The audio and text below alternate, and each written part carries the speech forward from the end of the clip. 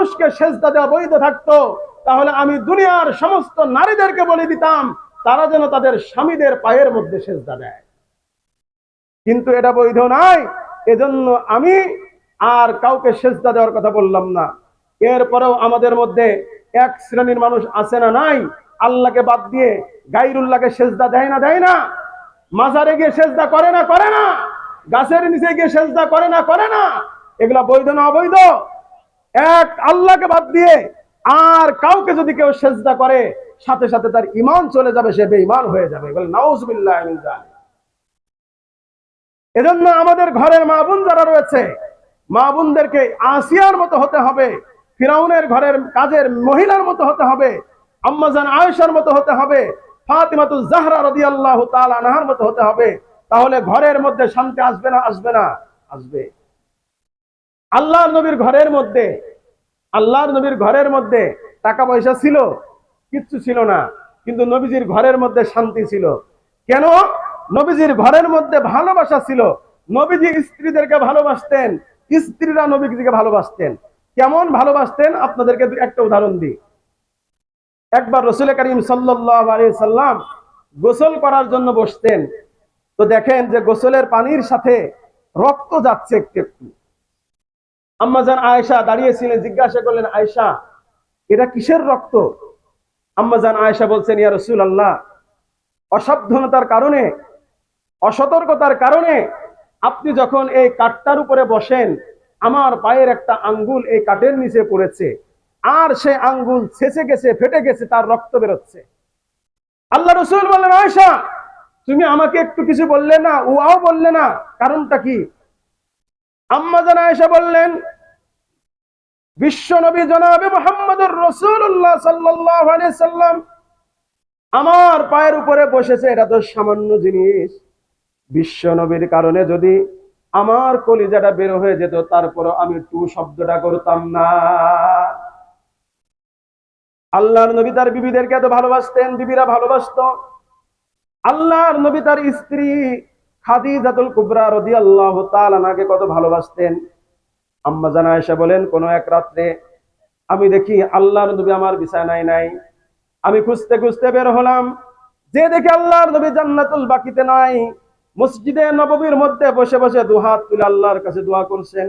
আমি পিছনে বসে গেলাম, আল্লাহর নবী দোয়া করছেন আল্লাহর কাছে, রব্বুল আলামিন হাসরের ময়দানে যেদিন সন্তান বাবাকে ভুলে যাবে, বাবা সন্তানকে ভুলে যাবে, মা তার সন্তানকে ভুলে যাবে, ওই মুহূর্তে যেন আমি আমার খাদিজাতুল কুবরাকে না ভুলে যাই।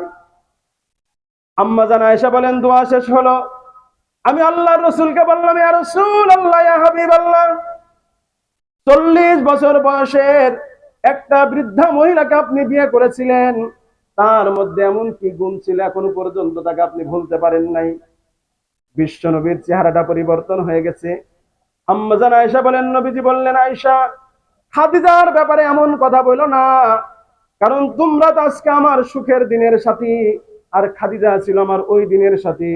যখন সারাদিন দাওয়াতের কাজ করে আসতাম, শরীর ক্লান্ত হয়ে যেত, পরিশ্রান্ত হয়ে যেত, আমাকে সান্ত্বনা দেওয়ার মতো কোনো মানুষ ছিল না, আমার মাথার উপর একটু ছায়া দেওয়ার মতো মানুষ যখন কেউ ছিল না, ওই সময় খাদিজাতুল কুবরা আমার মাথার উপরে ছায়া হয়ে কাজ করেছে।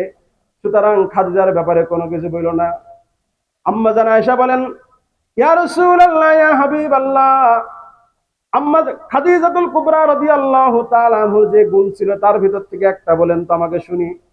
আল্লাহ রাসূল বলেন, আয়েশা শোনো, আমি সারাদিন দাওয়াতের কাজ করতাম, রাত্রিবেলাও দাওয়াতের কাজ করতাম, কিন্তু যত রাত হতো না কেন, আমি এসে ঘরের মধ্যে দরজায় একটা টোকা দেওয়ার সাথে সাথে ঘরের দরজা খুলে যেত। আমি জিজ্ঞাসা করতাম, খাদিজা সারাদিন আপনি কাজকর্ম করেছেন, আপনি ক্লান্ত পরিশ্রান্ত, ঘুমান নাই কেন?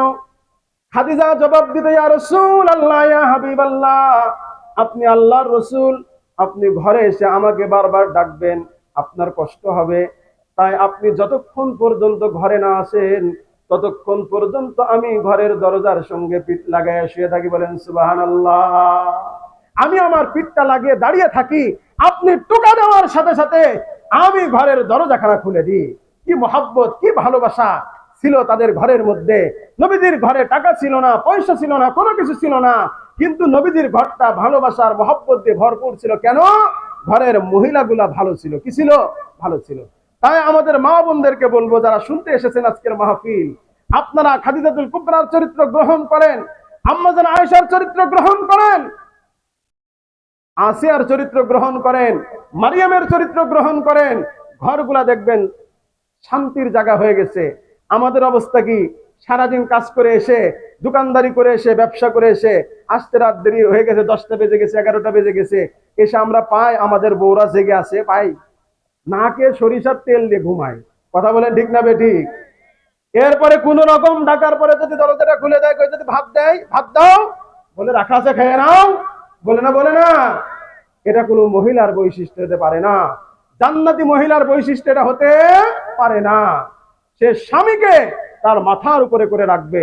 আর স্বামীর দায়িত্ব হলো সে আল্লাহ রসুলের পরে, মা বাবার পরে সব থেকে ইজ্জতের সাথে রাখবে, সম্মানের সাথে রাখবে তার স্ত্রীদেরকে। কথা বলেন ঠিক না বেঠিক? আল্লাহ রসুল, আম্মা জান আয়েশা দেখিয়েছেন, আল্লাহ রসুল তিনি বলেন যে আমরা যখন পানি পান করতাম, যেই গ্লাসের যেই জায়গায় মুখ লাগিয়ে পানি পান করতাম, আল্লাহর রসুল পানি পান করার সময় ওখানেই মুখ লাগিয়ে পানি পান করতেন। সুবহানাল্লাহ বলেন। এত ভালোবাসতেন নবীজি স্ত্রীদেরকে। এজন্য নিজের স্ত্রীদেরকে ভালোবাসতে হবে। আর আমাদের সমাজ আজকে কোথায় যাচ্ছে? ঘরে স্ত্রী আছে, ঘরে স্বামী আছে, মেয়েরা চলে যাচ্ছে আরেক পুরুষের কাছে, পুরুষ চলে যাচ্ছে আরেক মেয়ের কাছে। আপনাদের এলাকায় নাই, আমাদের ঢাকাতে আছে, আপনাদের এলাকায় নাই। সবগুলো আব্দুল কাদের জিলানী এলাকার, আর সবাই রাবিয়াতুল বসরিয়া, ঠিক না? আল্লাহ হেফাজত করুক সবাইকে।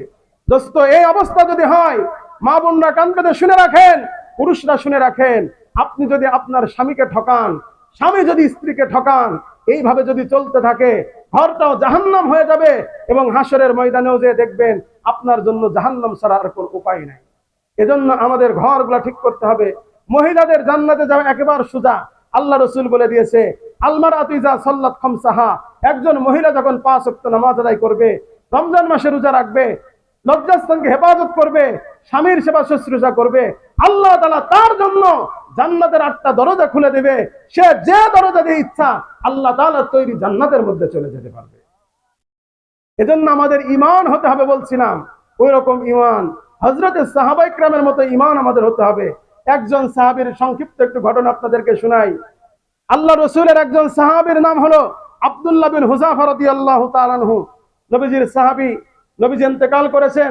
ওমর ফারুক রাদিয়াল্লাহু তাআলা আনহু খলিফাতুল মুসলিমিন যুদ্ধে পাঠাইলেন রোমান সৈন্যদের সাথে। এই যুদ্ধের সেনাপতি বানাইলেন হযরতে আব্দুল্লাহ বিন হুযাফা রাদিয়াল্লাহু তাআলা আনহু। বয়স কত জানেন? 20 বছর। তার বয়স তখন কত? 20 থেকে 22, এর বেশি না। তিনি একটা যুদ্ধের সেনাপতি, তাও যেমন তেমন শক্তি নয়, তদানীন্তন সময়ের সব থেকে সুপার পাওয়ার রোমবাসীদের সাথে যুদ্ধ হবে। আমাদের সমাজের এই 20 বছর 22 বছরের যুবকরা যুদ্ধে যাওয়া তো দূরের কথা, বিয়ে করতে তো ভয় পায়। কথা বলেন ঠিক না বেঠিক? বিয়ে করতে ভয় পায়, বাপরাও বিয়ে দিতে ভয় পায়। ওই ছেলে তো এখনো নিজের পায়ে দাঁড়ানো শেখে নাই। বলে না, বলে না? ও কিন্তু আর অন্যের পায়ে দাঁড়িয়ে আছে। হ্যাঁ যুবক ভাইরা, কান পেতে শোনো, তোমাদের কত দাম চিন্তা করে দেখো। আব্দুল্লাহ বিন হুযাফা মাত্র 20-22 বছরের যুবক, একটা যুদ্ধের সেনাপতি। এজন্য ইসলামে যুবকদের মূল্য অনেক। আল্লাহ রসুল সাল্লাল্লাহু আলাইহি সাল্লাম, যেহেতু এটা যুবকদের উদ্যোগে মাহফিল, একটু যুবকদেরকে কয়েকটা কথা বলি। আল্লাহ রসুল সাল্লাল্লাহু আলাইহি সাল্লাম দেখেন, যেই সময় সিদ্দিক আকবর, ওমর ফারুক, আলী, উসমান রাদিয়াল্লাহু তাআলা আনহুর মতো বড় বড় জাদ্রাল সাহাবায়ে কেরাম যেই সময় উপস্থিত ছিলেন, ওই সময় নবীজির পালক পুত্র হযরতে উসামা রাদিয়াল্লাহু তাআলা আনহু, যায়েদ রাদিয়াল্লাহু তাআলা আনহুর ছেলে হযরত উসামা, মাত্র 17-18 বছরের যুবক, তাকে আল্লাহর রাসূল বিভিন্ন যুদ্ধের সেনাপতি বানিয়ে যুদ্ধে পাঠিয়েছেন। সুবহানাল্লাহ বলেন। আজকে তো আমরা আমাদের সমাজের যুবকদেরকে মূল্যায়ন করতে চাই না, কিন্তু আল্লাহ রাসূল সাল্লাল্লাহু আলাইহি সাল্লাম যুবকদেরকে মূল্যায়ন করতেন। কারণ এই যুবকরাই হচ্ছে দেশের সবকিছুর চাবিকাঠি। একটা রাষ্ট্রের সবকিছুর চাবিকাঠি। রাষ্ট্র ভালো করতে হলে যুবকদের দরকার, রাষ্ট্র খারাপ বানাইতে হলেও যুবকরাই যথেষ্ট। কথা বলেন ঠিক না বেঠিক? আমাদের দেশের উদাহরণ আপনাদেরকে দিই। ভাষা আন্দোলনের সময় রক্ত কারা দিয়েছিল? ছাত্র। তারা যুবক না বৃদ্ধ? এদেশের ছাত্র সমাজ যুবকরা যখন ফুঁসে উঠেছিল, যুদ্ধ করে পাকিস্তানিদের থেকে আমাদের মাতৃভাষা বাংলাকে তারা কেড়ে এনে আমাদেরকে উপহার দিয়েছিল। 1971 সালে পাকিস্তানিদের সাথে 9 মাস রক্তক্ষয়ী যুদ্ধ যেটা হয়েছিল, সেখানেও আপনি খোঁজ দিলে দেখবেন অধিকাংশই ছিল দেশের তরুণ যুবক দামাল কিশোররা। তাদের সাথে মুরব্বীরাও ছিল, কিন্তু যুবকদের অংশ ছিল সব থেকে বেশি। 9 মাস যুদ্ধ করার পরে একটা সোনার বাংলা, সুন্দর একটি বাংলাদেশের একটা পতাকা, লাল সবুজের পতাকা তারা আমাদের দেশের মানুষের হাতে তুলে দিয়েছে। আবার দেখবেন যে এই যে সাম্প্রতিককালে বিরাট একটা ঘটনা ঘটে গেল, যেটাকে আমাদের দেশের মানুষ সবাই এখন স্বীকার করে, এটা হলো আমাদের জন্য দ্বিতীয় আর একটা মুক্তিযুদ্ধ। কথা বলেন ঠিক না বেঠিক? দ্বিতীয় আর একটা মুক্তিযুদ্ধ। স্বাধীনতা একটা আমাদের, এটাকে বলে আর কি, মানুষ বলার মতো বলে। এই যুদ্ধেও গত 16-17 বছর যাবত এদেশের যত রাজনৈতিক দল আছে, চেষ্টা কি কেউ কম করেছে? নামানোর জন্য কম করেছে? পারে নাই। কিন্তু এদেশের তরুণ যুবকেরা, স্কুলের সন্তানেরা, আপনার আমার সন্তান, স্কুল কলেজ মাদ্রাসা ইউনিভার্সিটির এই যুবকরা যখন মাঠে নেমে এসেছে, রক্ত ঝরিয়েছে, জীবনকে বিলীন করে দিয়েছে, বাতিল তখন লেজ গুটিয়ে পালিয়ে গিয়েছে। এজন্য যুবকরা হচ্ছে দেশের শক্তি। এই যুবক যদি জেগে ওঠে, এই যুব সমাজ যদি আবার জেগে ওঠে, এদেশে ইসলাম কায়েম হবে না? হবে না? কথা বলেন, হবে না? হবে না? ইসলামকে আমরা রাষ্ট্রীয়ভাবে দেখতে চাই না? চাই না? যদি চাই, আমি যুবকদেরকে বলবো, সমস্ত তন্ত্র মন্ত্র বাদ দিয়ে ইসলামের পতাকা তলায় চলে এসো। আল্লাহ তাআলা দুনিয়াতেও তোমাকে কামিয়াব করবে, হাসরের ময়দানেও কামিয়াব করবেন। যুবক এত দামি, যৌবনকাল মানুষের এত দামি, কল্পনাও করতে পারবেন না। হযরতে আলী রাদিয়াল্লাহু তাআলা আনহু বলেছেন, একজন বৃদ্ধ মানুষের 80 বছরের ইবাদত আর একজন যুবকের একটা সিজদাই যথেষ্ট। আপনাদেরকে যুবকদেরকে আরেকটা কথা বলতে চাই আজকের মাহফিল থেকে। আমরা ইদানিং দেখতে পাচ্ছি একটা ঘটনাকে কেন্দ্র করে একজন হিন্দু সম্প্রদায়ের মানুষ, যেই লোকটা আমাদের দেশের রাষ্ট্রদ্রোহী মামলা তার বিরুদ্ধে হয়েছে, ইসকনের সদস্য, তাকে গ্রেফতার করার কারণে আজকে আমাদের পার্শ্ববর্তী রাষ্ট্র ভারত যে অবস্থা শুরু করেছে, মনে হচ্ছে তারা আমাদের দেশের লাল সবুজের পতাকা আবার ছিনিয়ে নিতে চায়। কিন্তু আমরা তাদেরকে স্পষ্ট ভাষায় বলতে চাই, আমাদের দেশের যুবকরা এখনো পর্যন্ত মরে নাই। কথা বলেন ঠিক কিনা?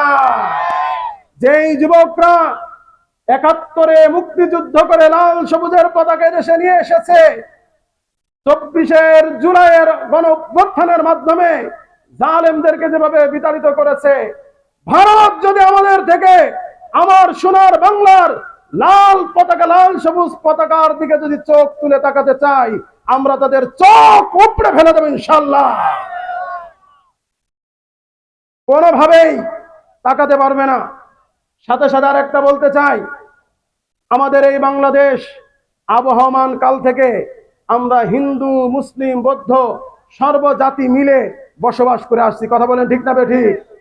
আমরা কিয়ামত পর্যন্ত এভাবে আমরা সবাই সুন্দর সুষ্ঠুভাবে সম্প্রীতির সাথে ভালোবাসা মহব্বত নিয়ে একে অপরের সাথে কাঁধে কাঁধ মিলিয়ে এদেশে বসবাস করতে চাই।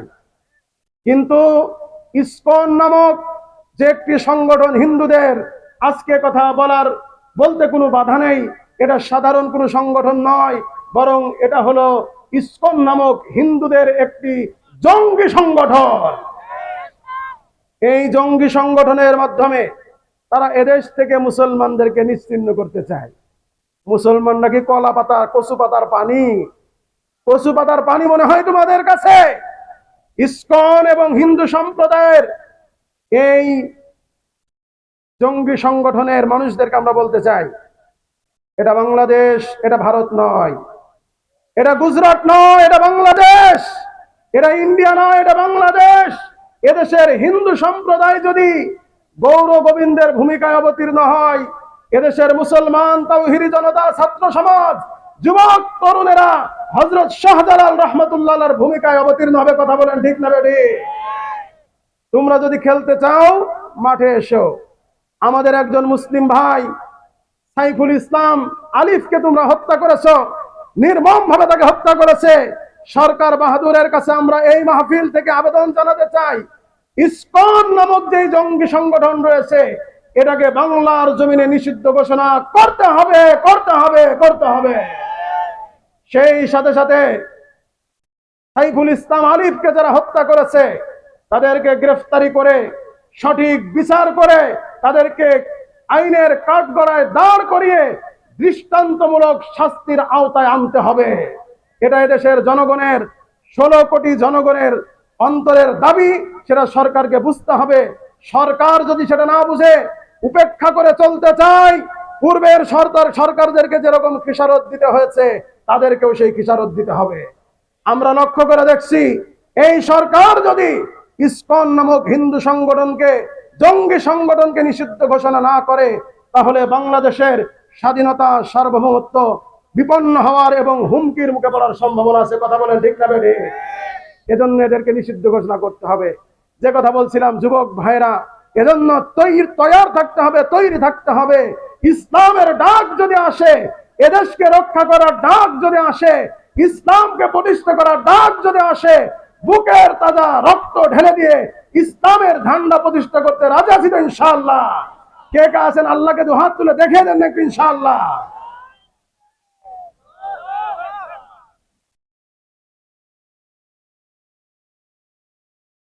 রাসূল করিম সাল্লাল্লাহু আলাইহি সাল্লাম যুবকদের ব্যাপারে কি বলেছেন শোনেন। যুবকরা খুব কান পেতে শোনেন। আজকে আপনার যৌবনের শক্তি আছে, আপনি শক্তিকে নষ্ট করছেন, ইসলামকে মানছেন না, বিভিন্ন ভাবে নষ্ট করে যাচ্ছেন। কিন্তু শোনেন, আল্লাহ রাসূল সাল্লাল্লাহু আলাইহি সাল্লাম হাদিসের মধ্যে বলেছেন, বুখারীর হাদিস, নবীজি বলেন হাশরের ময়দানে সূর্য যখন মানুষের মাথার উপরে চলে আসবে, জমিনটা তামার মতো হয়ে যাবে, ওই সময় রব্বুল আলামিন যে যুবকরা তাদের যৌবনের তাড়নাকে পিছনে ফেলে ইসলামের ঝান্ডাকে সামনে নিয়ে অগ্রসর হয়েছে, সমস্ত হাশরবাসীর সামনে আল্লাহ রব্বুল আলামিন ডেকে ডেকে তার আরশ আজিমের সার মেহমান বানিয়ে দেবেন।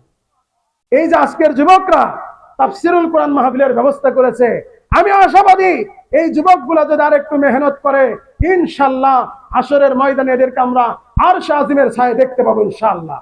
হযরত আব্দুল্লাহ বিন হুযাফা রাদিয়াল্লাহু তাআলার কথা বলছিলাম।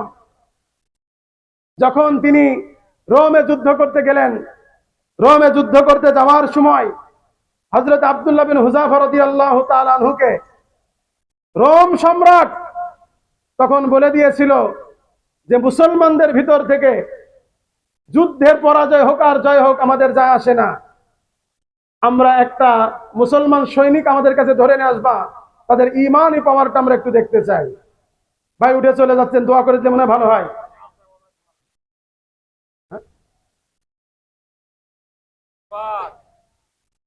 রাসূল করিম সাল্লাল্লাহু আলাইহি সাল্লামের সাহাবী হযরত আব্দুল্লাহ বিন হুযাফা রাদিয়াল্লাহু তাআলা আনহু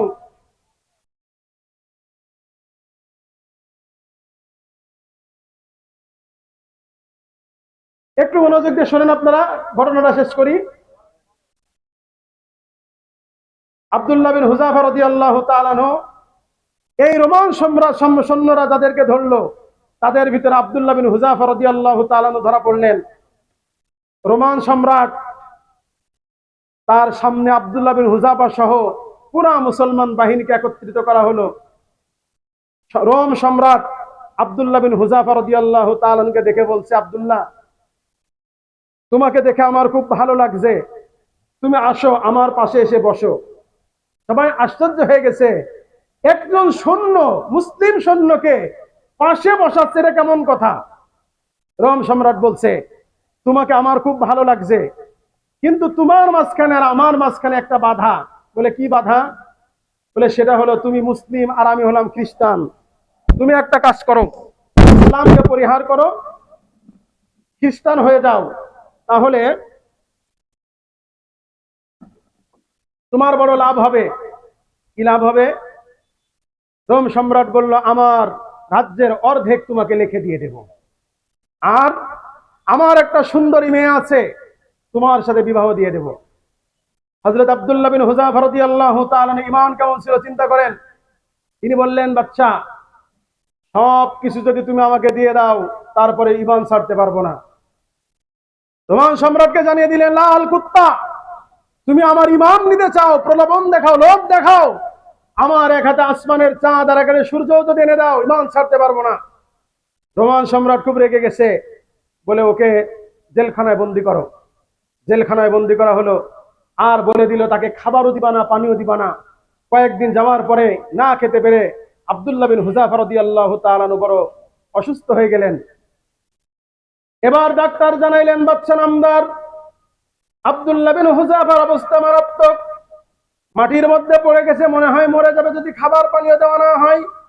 বাদশা বলল, খাবার দাও, পানীয় দাও, তবে সাবধান, হালাল কোনো খাবার দিবা না, শুকরের গোশত দিবা, আর পানি হিসেবে মদ দিবা। হযরত আব্দুল্লাহ বিন হুযাফা রাদিয়াল্লাহু তাআলা আনহুর কাছে নিয়ে গিয়ে যখন এগুলা দিয়েছে, আব্দুল্লাহ বিন হুযাফা রাদিয়াল্লাহু তাআলা আনহু বললেন, এটা কি খাবার? জেলার তখন জানাইলো, এটা হচ্ছে শুকরের গোশত আর মদ। আব্দুল্লাহ বিন হুযাফা রাদিয়াল্লাহু তাআলা জবাব দিলেন, আমার যে পরিস্থিতি, এই পরিস্থিতির ইসলাম বলেছে হারাম খাওয়া যাবে, কিন্তু আমি যদি হারাম খাই তোমরা ইসলাম নিয়ে কটূক্তি করবা, আমার ইসলাম সম্পর্কে বাজে মন্তব্য করবা, সুতরাং আমার সামনে থেকে সরাও, না হলে আমি কিন্তু লাথি মেরে সরিয়ে দিব। এবার জেলার সে বাচ্চাকে জানাইলো, বাচ্চা, এতদিন পর্যন্ত তাকে জেলখানায় বন্দি করে রাখা হলো, কিন্তু তারপরেও তার ঈমান এখনো পর্যন্ত দুর্বল হয় নাই। বলে, কি বলেছে? জেলার জানাইলো যে সে তো বলেছে যদি খাবার নিয়ে না যাও আমি কিন্তু পা দিয়ে লাথি মেরে সমস্ত খাবারগুলা ফেলে দিব। বাদশা বড় রেগে গেলেন, বলল যে ধরে নিয়ে আসো। আব্দুল্লাহ বিন হুযাফা রাদিয়াল্লাহু তাআলা আনহুকে ধরে নিয়ে আসা হলো, আর একজন সৈনিককে, মুসলমান সৈনিককে ধরে নিয়ে আসা হলো। বিরাট একটা চুলার মধ্যে তেল জ্বালানো হলো। এবার বাদশা আব্দুল্লাহ বিন হুযাফা রাদিয়াল্লাহু তাআলা আনহুকে বললেন, আব্দুল্লাহ, এখনো পর্যন্ত সময় আছে, তুমি যদি ঈমান ছেড়ে দাও, খ্রিস্ট ধর্ম গ্রহণ করো, আমি তোমাকেও মুক্ত করে দেব, তোমার সাথে মুসলমান কয়েদি যারা বন্দী হয়েছে সবাইকে মুক্ত করে দেব। হযরত আব্দুল্লাহ বিন হুযাফা রাদিয়াল্লাহু তাআলা আনহু বললেন, বাদশা, অসম্ভব হতেই পারে না, আমার জীবন যাবে তারপরও আমি ঈমান ছাড়তে পারবো না। এই অবস্থায় বাদশা আব্দুল্লাহ বিন হুযাফাকে রেখে আরেকজন মুসলমান সৈন্যকে উত্তপ্ত তেলের মধ্যে ফেলে দিল, সাথে সাথে সে শাহাদাত বরণ করলো। এবার আব্দুল্লাহ বিন হুযাফাকে বলেন, হুযাফা, তোমার সময় আসছে, তুমি প্রস্তুতি নাও। হযরত আব্দুল্লাহ বিন হুযাফা রাদিয়াল্লাহু তাআলা বলেন, তোমাদের যা ইচ্ছা তাই করতে পারো। এবার যখন হযরতে আব্দুল্লাহ বিন হুযাফা রাদিয়াল্লাহু তাআলাকে নিয়ে যাওয়া হচ্ছিল, কিছু দূর যাওয়ার পরে হযরত আব্দুল্লাহ বিন হুযাফা রাদিয়াল্লাহু তাআলা চোখ দিয়ে দর দর করে পানি পড়ছে।